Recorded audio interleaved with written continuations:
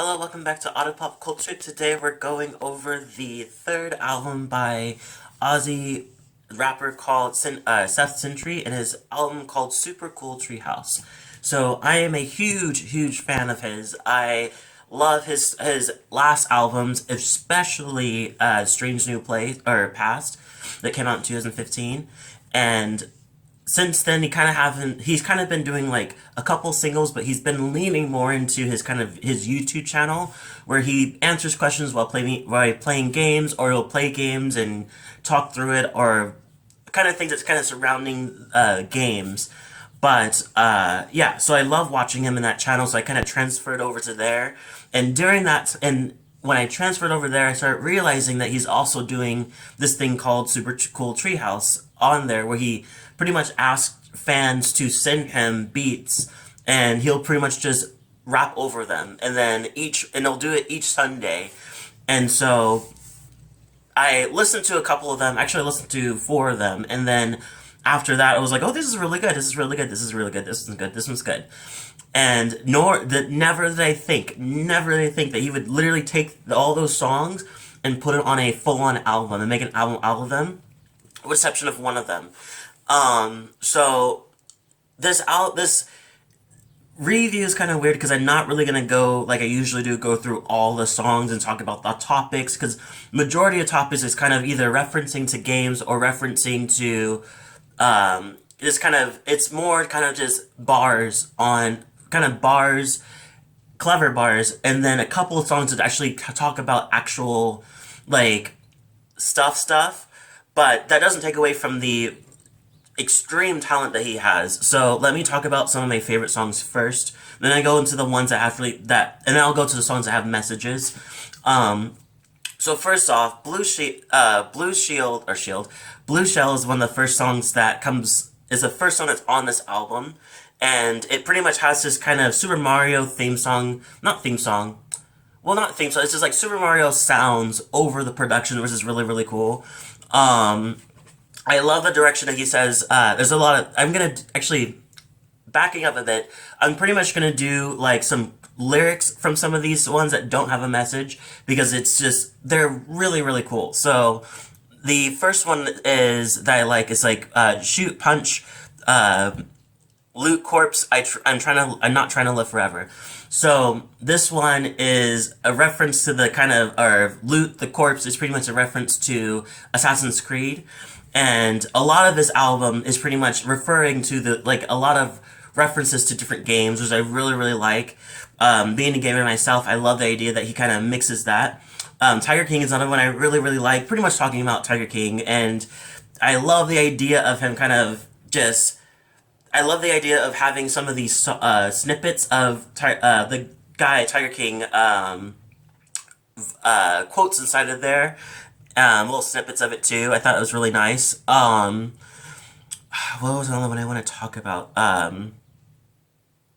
Oh, and he references like a couple things that came from the Tiger King documentary, which is try pissing somebody else off before I go and punch a bunch of I'm a little rusty today. Blah blah.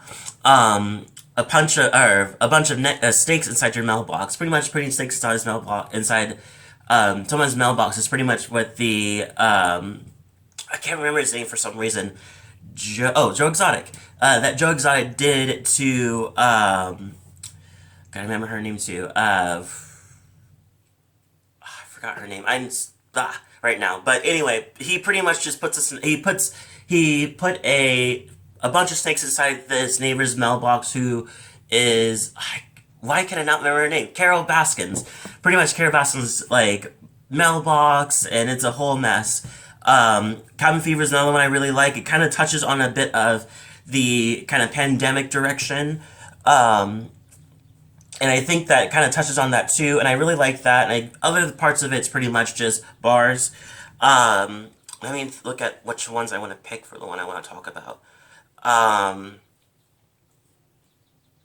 God, this one was amazing. I spill seeds like Michael J. Fox at the fucking parrot feeder. Oh my God, it's Uh, I love it, but it's just like, oh, that's a little cringe, but in the best way. I love it.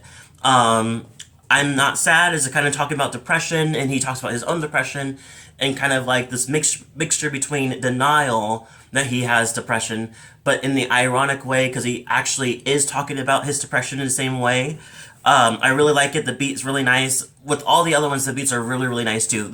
It's whoever these fans are releasing this, they should be producers because these beats are really, really good, and I hope they are. Maybe they are producers or something like that, or they like upcoming producers or something.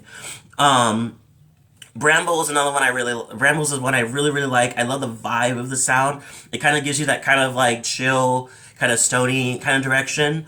Castlevania is a run that was the first single to come into this album direction, but not the first song in the super cool treehouse. So this one is really, really cool. I love the Castlevania theme song, kind of just trickled in throughout the whole sound like song, and I just love it. And I love the fact that he starts off with a song just saying, "I just pop in from the time to time to remind you I'm better."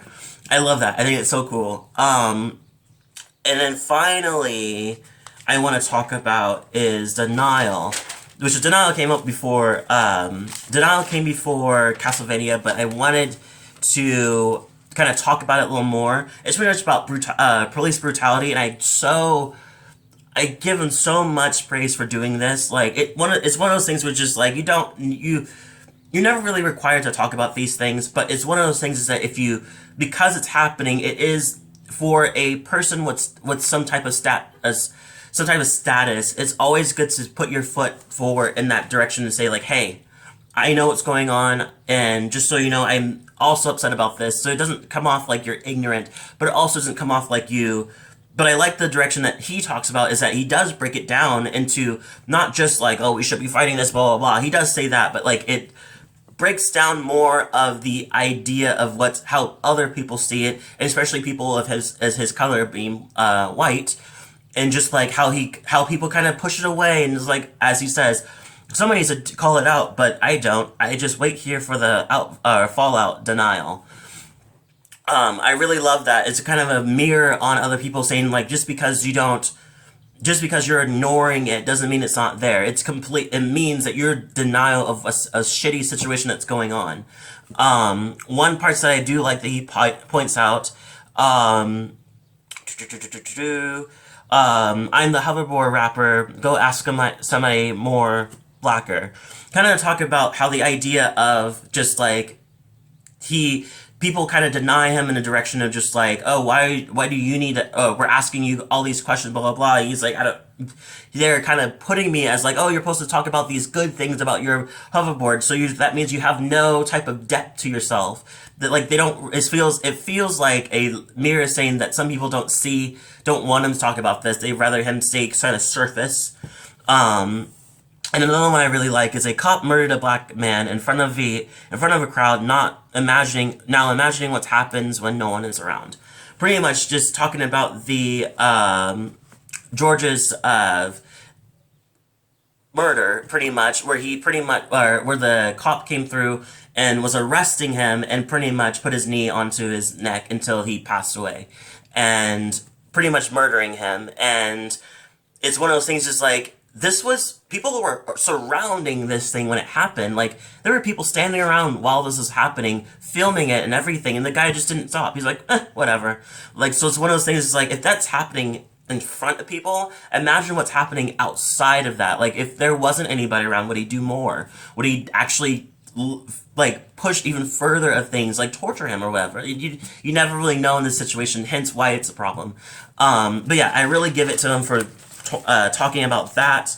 I want to shout out, I have a low-key kind of thing for Gatorade Bong. It's kind of talks, apparently this was a song, this is the song I was talking about. Like, this is not the song, this song was not technically part of the Super Cool Treehouse. It was actually supposed to be part of the,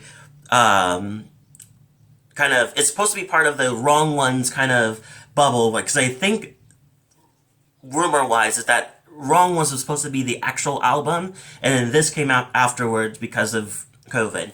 But this one premiered actually on his tour, the Rungland's Australian tour, and he in 2019, and it's really really fun. I like it. I like the idea that it kind of has this kind of like chill kind of R&B ish like production in a weird way. I love the kind of bong bubble kind of sound that kind of comes in and out. Some of it echoes sometimes, and sometimes it's kind of more of a low key just bong bubble sound. I really like it. I like the idea too that he's kind of talking about the idea of staying kind of unknown, not unknown, but like kind of keeping himself in a niche kind of direction, or just like he says, fuck making it. It's just too dangerous. It's more fun when they don't know your name.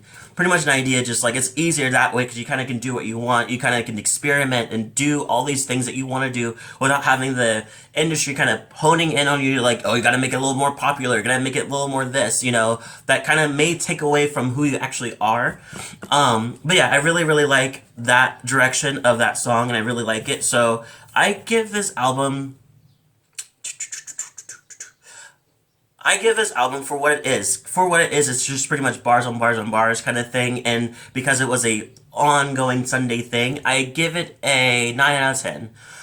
Leave a comment below some of what you thought. I'm very excited for his album. I feel like there's some kind of thing that's going on. I feel like feels like more of a lack of turn, kind of fanfare kind of direction. Like, this is for you guys, for people that stuck with me through the Sunday Super Cool Treehouse. Here's your collection for you, But this is not the entire album, or this is not the commercial album that he's making. So I wonder if The Wrong Ones is gonna still come. I'm not really sure. But anyway, that's pretty much what I got for this. Let me know what you thought.